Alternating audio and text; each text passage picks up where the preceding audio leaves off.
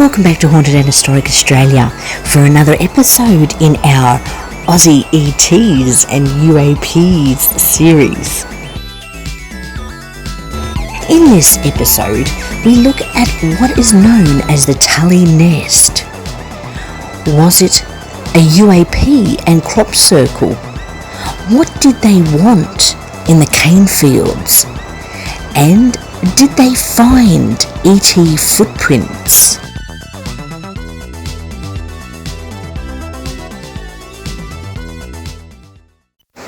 Well, it's officially the silly season, and I hope you are all safe and well this Christmas and New Year's, with the Geminid meteor shower last week, as well as Christmas coming so fast. But it seems to be crazy around here, especially with this heat. What is going on? Our uploading schedule is a little crazy at the moment, but bear with us, there will be videos coming along. There may be a break over Christmas and New Year. Sometimes you can't get out of those family functions, let me tell you.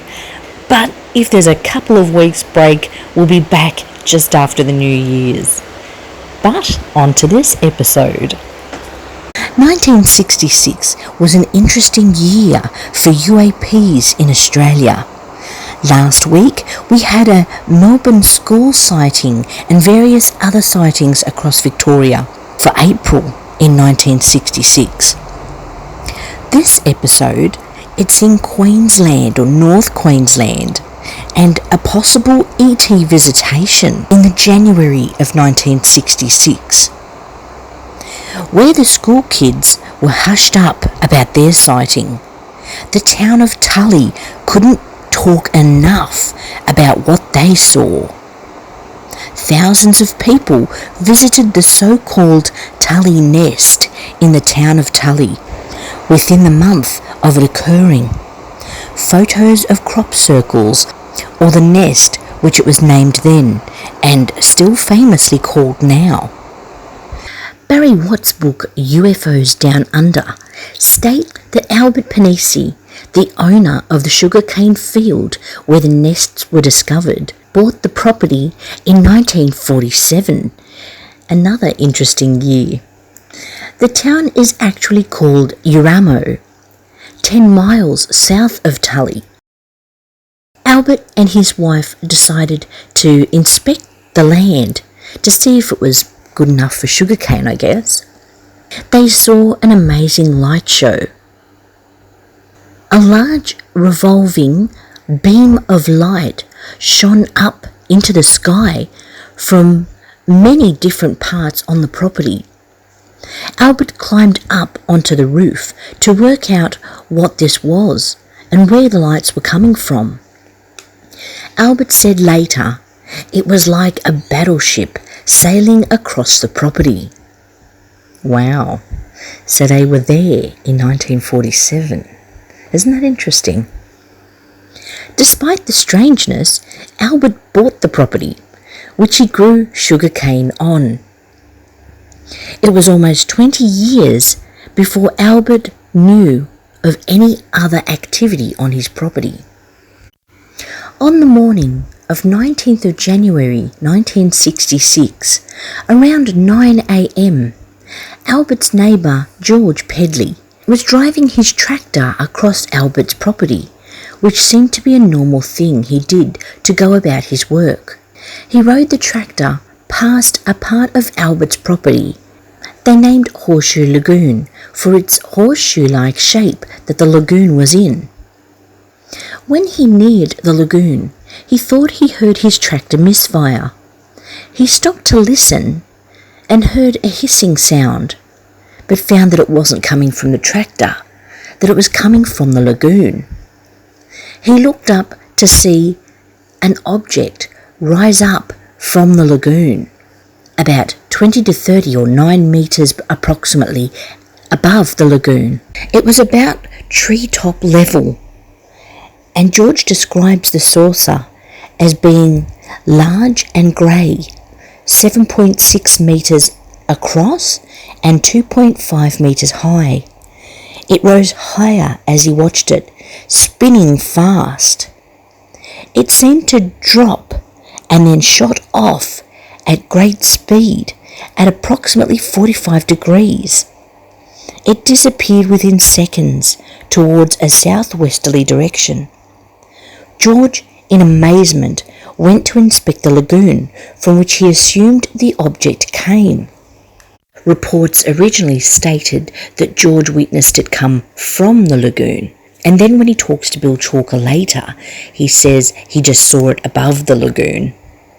But it was assumed that it came from there, as when George walked toward the lagoon and peered through the long grass and toward where tall reeds would grow out of the lagoon, he noticed that the lagoon had a perfect circle of just water, and then the reeds were surrounding it. It was strange, a perfect circle in the water. It kind of freaked him out a little bit. This is 1966, remember, and it's early, before Westall. So this is quite amazing to George. The water within the circle was rotating slowly and appeared to be totally free of the reeds that were growing elsewhere in the lagoon. He knew he had seen something. He knew what it was something out of this world. But he had work to do, so he jumped back onto his tractor and went about his day for a couple of hours. When he passed by the spot later on his way back, he wanted to have another look. And this time, where the clear circle of water was, the reeds were now at the surface, were pressed down and in a clockwise direction. It looked to George like it was a nest. He noticed that the reeds were quite green, and it appeared as if they'd been uprooted, not chopped off.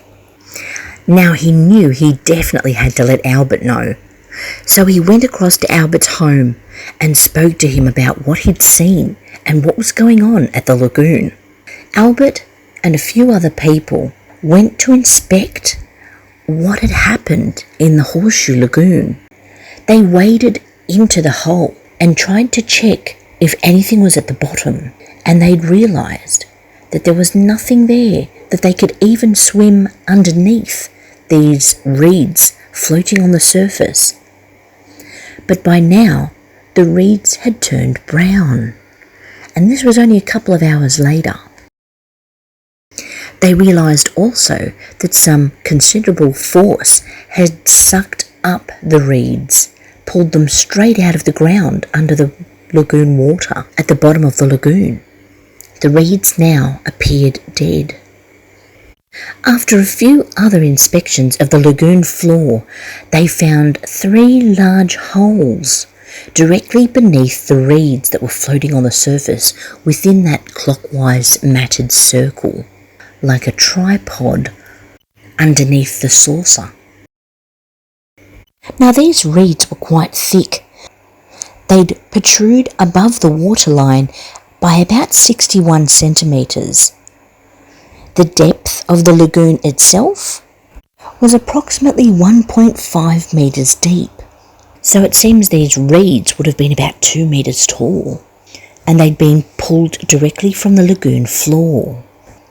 Things around Albert Pennissi's property would get stranger still. Albert grabbed a camera from his home and took a couple of photos showing the size of this nest. Back in those days, they didn't have underwater cameras. Well, not that Albert could get his hands on, so unfortunately there was no photo of the indentation below the waterline. But what he took would be some of the best evidence of a crop circle or reed circle that's ever been recorded. Well, the police turned up the next day at 7 a.m. Sergeant A.V. Moylan, officer in charge of the Tully police station, and George Pedley arrived for his statement. Despite it being on Albert's property, George Pedley had witnessed it, the saucer, and discovered the nest. so of course he had to be present. Sergeant Moylan was perplexed. He could not account for any reason why the Reeds would be in this matter. It wasn't like George could have gone in there and perfectly pulled up all of these 2-metre tall reeds and laid them in a clockwise direction. It seemed very strange indeed, and why would George bother? It was too perfect to have been done with human hands. And how would one go about getting out of the lagoon without disturbing this perfect circle? There were no animal tracks leading in or out of the depression. The grass had been flattened smoothly. Another theory was that it was possible it could have been a helicopter had come into the field and landed. I guess with the rotors of a helicopter, they could have flattened out the reeds before it landed on top of them. And possibly it was a helicopter that George Pedley saw. But George knew better. He knew it wasn't a helicopter that he'd seen. Sergeant Moylan realised that there was clearer land about 200 yards east of where this circle was, this nest. It would have been much easier for a helicopter to have landed anywhere else. And why exactly would one be there? Well, Sergeant Moylan couldn't make head nor tail of it and contacted the RAAF, the base at Townsville, later that morning. He spoke to a Flight Lieutenant Wallace, who would send over a questionnaire for George Pedley to complete. The lieutenant asked for a sample from the area for scientific testing, and around 3:30 that day, Sergeant Moylan returned to the Horseshoe Lagoon, obtaining the sample. He picked up the sample and sent it back to the RAAF base.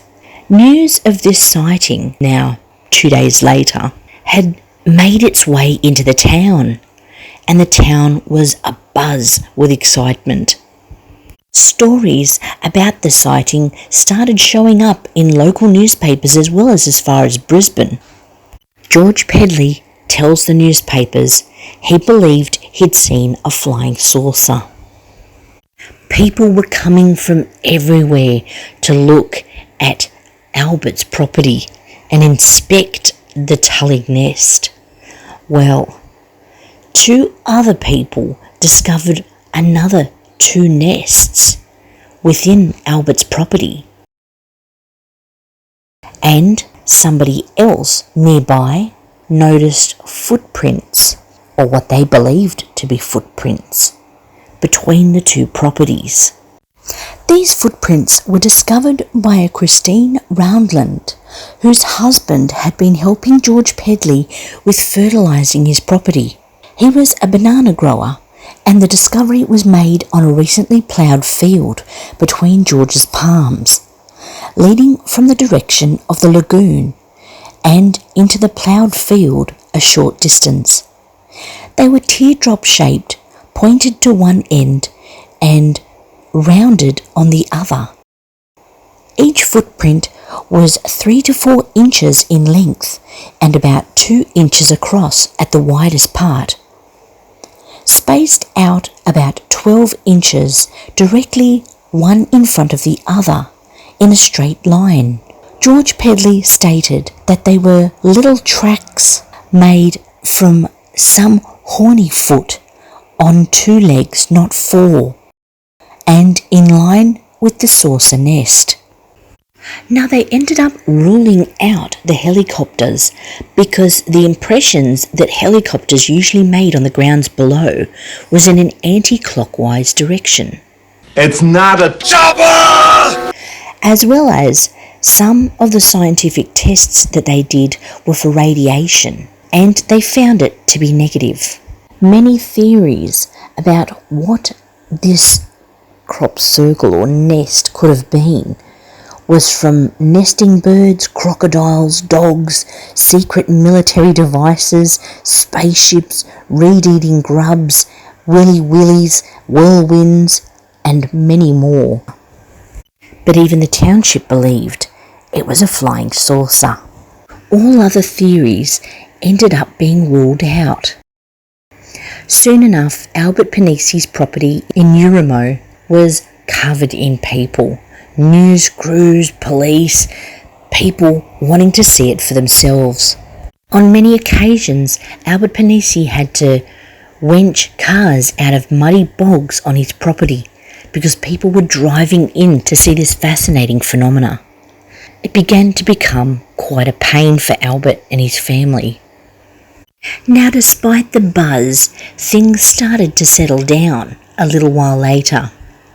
The Queensland Flying Saucer Research Bureau installed a magnetic monitoring device fitted with a self-triggering movie camera in a position covering the Horseshoe Lagoon, or the majority of it. Albert Pennissi had his own monitoring devices as well, one installed with a buzzer. On March the 2nd, 1968, so 2 years later, it was recorded that an airliner flying from Cairns to Iron Range had been paced for some time by a UAP. Well, they decided to check out Albert's cameras on his property to see if there was any effect. Even though the liner didn't fly directly over Albert's property, Cairns wasn't too far away. When they checked the device, they realised that the batteries had run out. It must have triggered it, and it started filming, but the batteries exhausted, and they missed out on whatever it filmed. The reads were undisturbed. They put new batteries in and rewound the film, and on March the 4th, the device was triggered and 60 feet of 8mm film was exposed. The film was removed from the camera in the presence of witnesses and sent to Kodak in Melbourne for processing. 10 days later, Kodak wrote back saying that the film canister had arrived empty.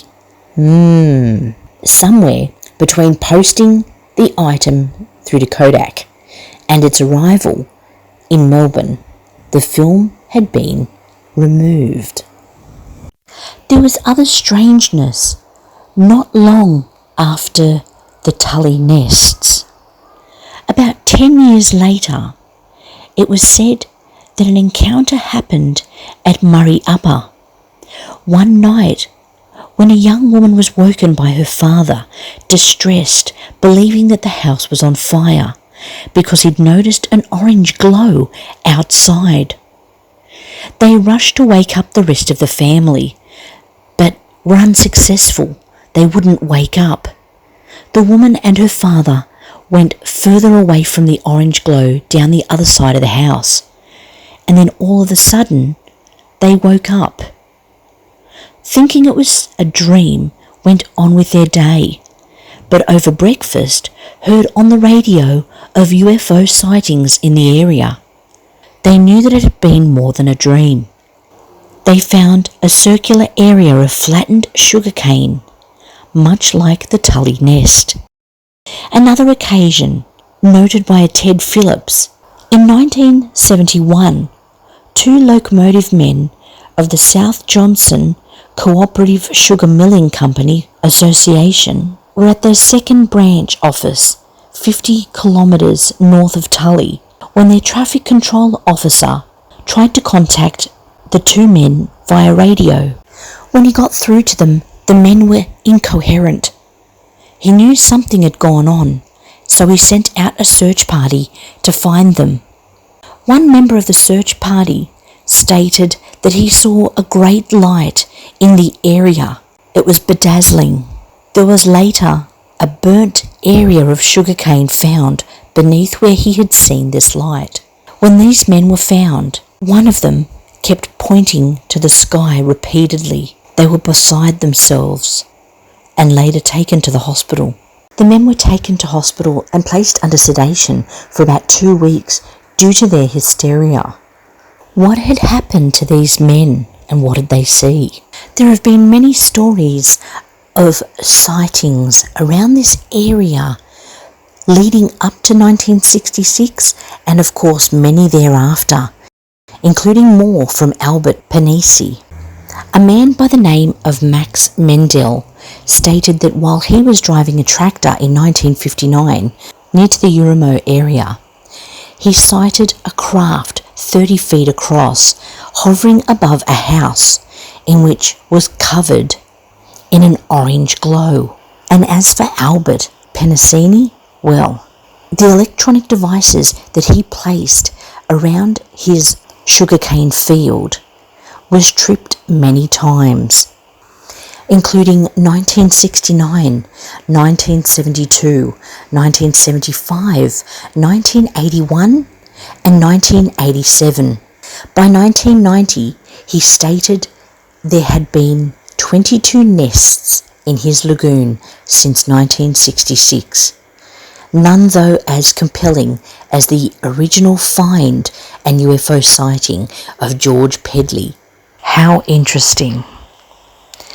It just goes to show you that although some things may be hoaxes after the fact, if things had been happening before this big public affair, there's got to be some merit to it. But very interesting indeed.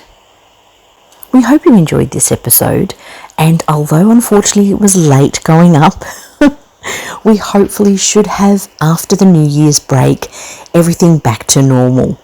We hope you do have a wonderful Christmas and New Year break. And don't forget to hit that notification bell. We'll be back on the other side to bring you more Aussie, E.Ts and UAP stories, amongst many other things to come. Thank you for watching.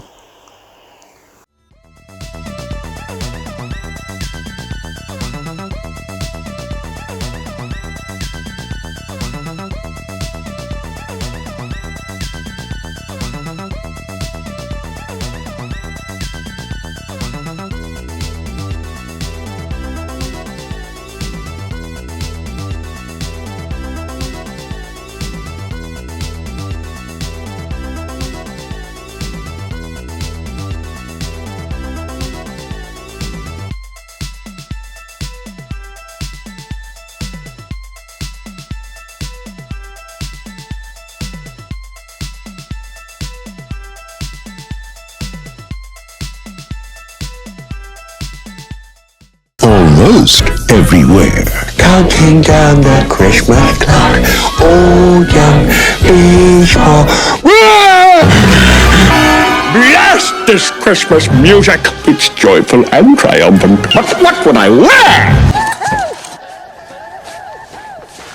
Oh. That's it, I'm not going.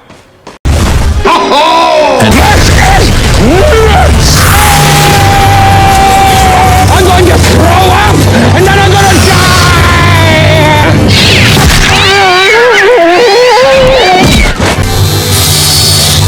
Oh, somebody's